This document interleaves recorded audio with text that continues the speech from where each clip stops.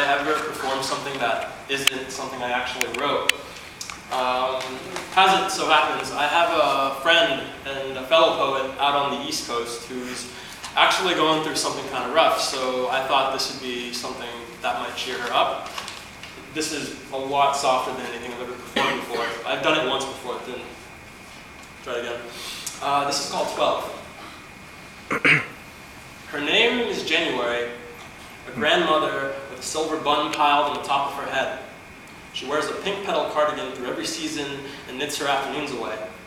She's a book, a collection of the many winters she's weathered within the folds of her own skin. Her eyes are kind and her steps are small. She is an elephant, a matriarch who carried us all and never forgot. February's leg dangles from the window at night while she contemplates a great many things. She's a dreamer and carves the initials of those she loves on the inside of hearts on the trunks of oak trees, hopelessly romanticizing the idea that love can grow out of anything. Her head is strong, but her heart is as fragile as a dandelion breaking apart in a summer breeze. March is a stern woman, robust with an ugly dress. Her face, masculine, fashions a large mole in the corner of her mouth and thick eyebrows to match her thick Russian accent. Her views on marriage are as strict as a ruler, and her husband, her dear, dear husband, constantly walks on eggshells lest he bumps into one of her pet peeves. Yet she is as elegant as a swan when she's vulnerable, and wiser than any owl I've ever known.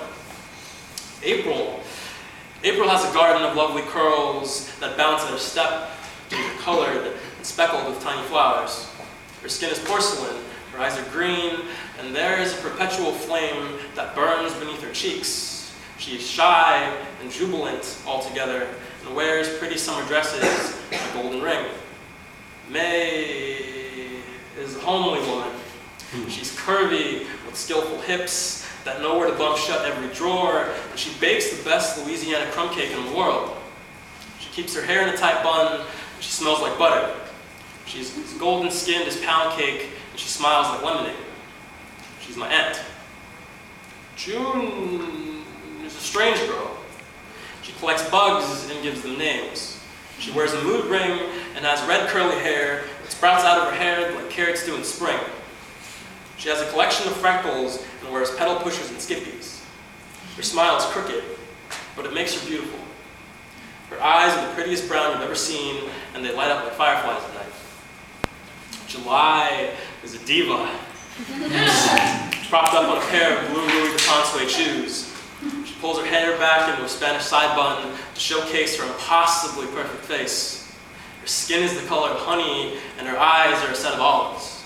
She's voluptuous and starlit and smells like exotic flowers and oils. Her fingers and legs are long and slender. She's a nymph. August would be a brunette with deep caramel skin and hazel eyes. She's very small, but deep-bosomed, and loves to dance more than she loves tequila. She's an insatiable coquette, but requires a hammer and vice to break her open. September can be found in the library, nose buried in books. She's an ordinary girl with long brown hair and simple clothes, but very complex beneath her skin. She has dark green eyes and a big warm smile. Her nails are bitten, and so are her pens. She's smart, and she's wholesome.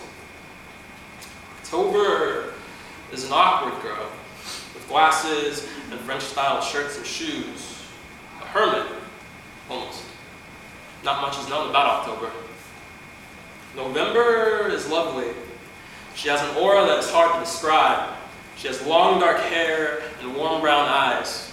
She's charming and smart, but sometimes sad. But when she smiles, it's easy to fall in love with her. She speaks like wind chimes and laughs like a child. December. Her skin is snow and her eyes are peppermint. She's got silvery long blonde hair. She's very quiet and painfully shy. She's gentle and smiles easy. She's a poem. 12 months, 12 babysitters, 12 years.